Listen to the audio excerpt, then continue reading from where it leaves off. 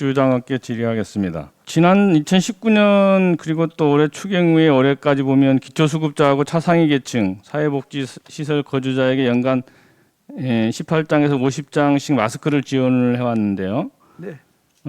물론 이 마스크는 원래는 미세먼지에 노출되는 것을 막기 위해서 저소득층에게 지원을 하기 위해서 예산을 세웠던 겁니다. 네, 그렇습니다. 네, 근데 올해는 뭐 다행히 미세먼지가 많이 줄었고 그런데 코로나19라는 더 큰 위험에 노출되었기 때문에 저소득층에게 매우 유용하게 도움이 됐던 걸로 알고 있는데 코로나19가 장기화되고 또 종식 시점도 불투명한데 오히려 지원을 늘려야 될 지경인데 어떻게 해서 이렇게 저소득층에 대한 마스크 지원 사업이 전액 삭감이 돼서 사업 추진의 위기를 초래하고 있는데 이건 납득이 할 수 없는데 왜 이렇게 된 거죠? 그 방역 차원에서도 마스크가 계속 지급돼야 된다는 것은 동의를 합니다. 다만 그 재원을 지금 중앙정부의 일반 재원을 할 것인지 아니면 재난관리기금을 활용해서 할 것인지에 대해서는 조금 논의가 필요할 것으로 생각이 됩니다. 네, 어쨌든 코로나19 종식 시점이 불투명하기 때문에 그리고 실제로 언제 어디서 이렇게 소규모 감염이 일어날지 모르는 상황에서 여기에 대한 적절한 대책이 필요하다고 보는데 그런 차원에서 경제부총리께 질의하겠습니다. 지금 우리가 올해 그 공적 마스크를 공급을 해왔고요.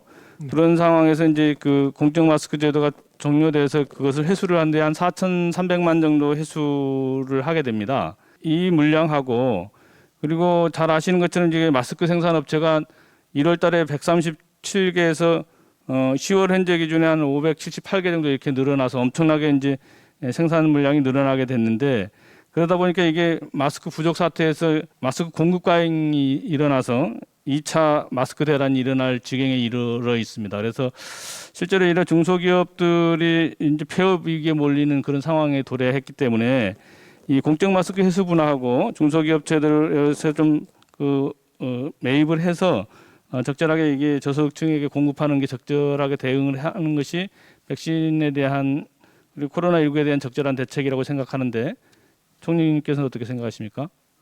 예, 의원님 아까 복지부 장관님 말씀 주신 것처럼 사실 마스크 공급에 대해서는 저소득 마스크 공급은 금년도의 경우에도 단년도 사업으로 지원하는 전제하에 대폭 지원을 했었고요. 내년의 경우에는 내년에 코로나 상황이나 또 여러 가지 봐서 판단해야 되지 않을까 싶습니다.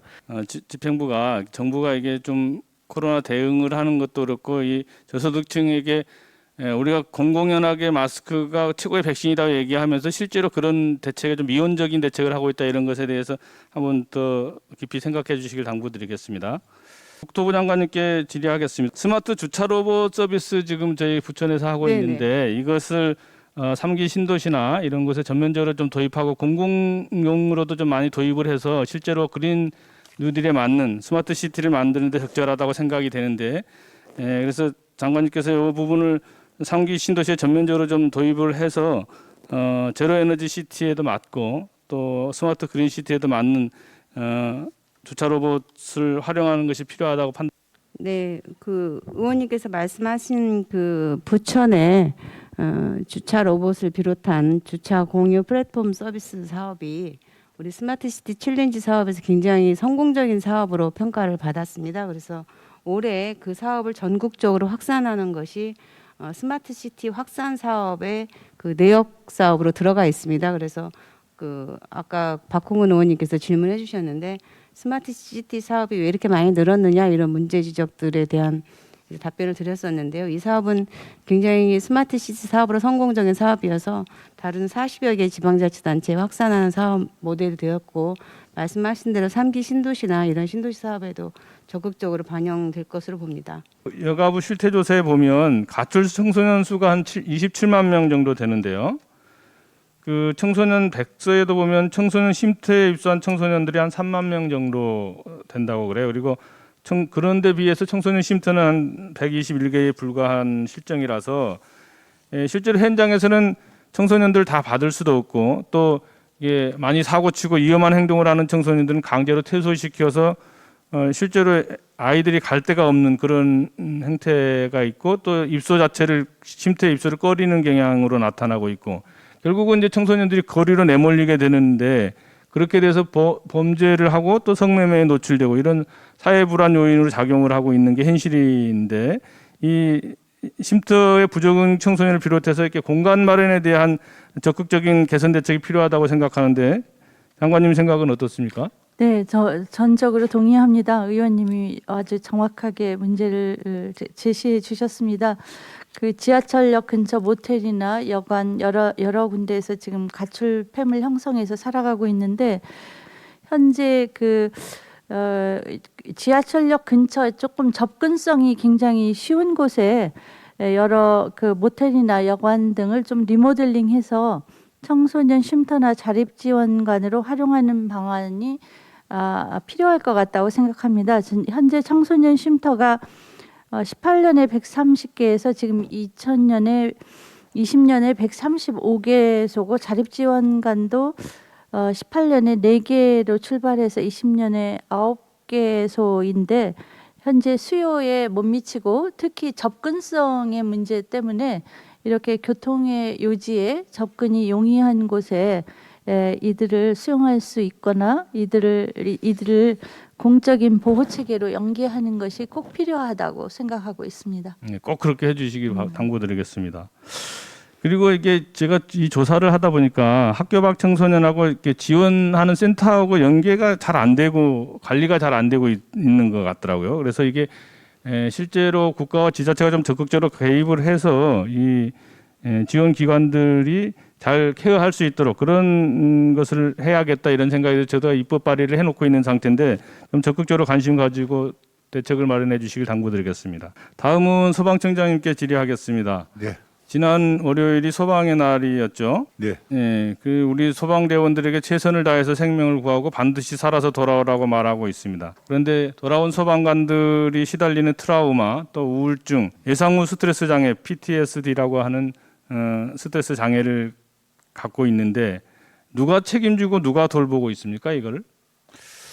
지금 뭐 특별히 돌보는 사람은 없고 저희들이 심리 상담 정도 해주고 있는 상태입니다. 그래서 지난해 9명의 소방관이 현장 중에서 순직을 했고요. 또 같은 해 14명의 소방관이 자살로 세상을 떠났죠. 네.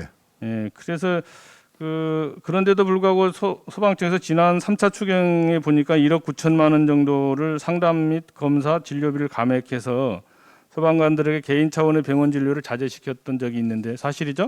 네, 그렇습니다. 그래서 본 의원이 지난번 결산검사 이 자리에서 소방관들의 트라우마 관리를 위해서 119 트라우마 센터 건립이 필요하다 이렇게 강조를 했고 그렇게 소방청장께서 답변한 걸로 기억을 하는데 올해 예산을 보니까 전혀 반영이 되고 있지 않는데 네. 소방관들의 트라우마 치유를 위해서는 치유센터를 건립하는 게 무엇보다 필요하다고 생각하는데 별로 그렇게 생각을 안 하시는 모양이죠? 아닙니다. 저희들은 소방공무원들은 반드시 필요하다고 생각하고 있습니다. 그런데 내년도 정부 예산 반영을 위해서 노력했는데 정부 안에 반영이 되지 못했습니다. 의원님 적극적인 지원과 관심을 부탁드립니다. 하여튼 다른 기관도 보면 트라우마 치유센터 유사한 시설들이 많이 운영되고 있고 또 특별히 소방관의 안전은 곧 국민의 안전과 직결되는 문제이기 때문에 국가가 나서서 보호하고 최대한 지원하는 실질적인 행동을 해야 될 때다 이렇게 생각을 합니다. 그래서 119 트라우마 센터가 건립을 해서 트라우마로 고통받는 소방관들이 발생하지 않도록 고통을 좀 덜어줄 수 있도록 그렇게 해주시길 당부드리겠습니다. 예, 노력하겠습니다. 문화체육부 장관께 질의하겠습니다. 네. 프랑스는 이미 1936년에 건립된 대표적인 영화박물관 시네마테크 프랑세즈를 보유하고 있고 또 중국의 경우도 2013년에 중국 영화 100주년을 기념해서 중국 상하이 영화박물관을 만들고 있습니다. 그리고 미국도 LA 박물관, 또 영국도 BFI 국립자료원, 네덜란드 EYE 영화박물관, 독일의 베를린 영화박물관, 프랑크푸르트 영화박물관 등 많은 각국의 나라들이 영화박물관을 갖고 있는데 우리나라가 5대 영화 대국이라고 하면서도 실제로 영화박물관다운 박물관이 없고 국립영화박물관 건립에 대한 것은 논의만 열심히 하고 있는 실정인데 사실이죠? 예, 우리가 이제 100년이 됐습니다. 한국 영화도 필요하다고 보고요. 내년 예산으로 사전 예비 타당성 조사 연구비 2억 원을 저희들이 신청했지만은 아직 반영이 되지는 못했습니다. 이게 좀 안타깝습니다. 저희 그 부천에서도 지난 2018년도에 한국영화 100주년을 맞이해서 국립영화박물관 건립 추진위원회를 발족을 했고 그걸 통해서 건립 부지까지 제안한 바가 있는데 그리고 실제로 부천 영상문화산업단지에 만화 영상 산업 융합특구를 지정을 했습니다.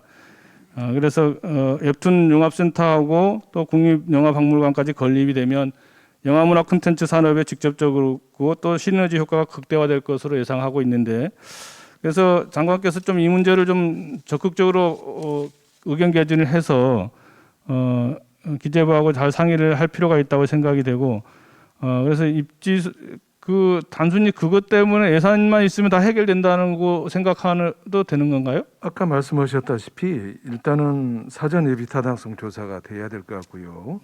그 결과를 바탕으로 해서 이제 뭐 건립하게 되면은 소재지는 어떻게 할 것인가, 규모는 어떻게 할 것인가 아마 논의가 돼야 될 것 같습니다. 아까 위원님 말씀해주신 대로 사실 부천 현장에는 뭐 저도 많이 다녀왔는데요. 어떻든 이 건립 문제는 우선 사전 예비 타당성 조사가 아마 전제가 되지 않을까. 예, 하여튼 저도 이것부터 열심히 노력하겠지만 재정 당국하고 협의를 하겠습니다.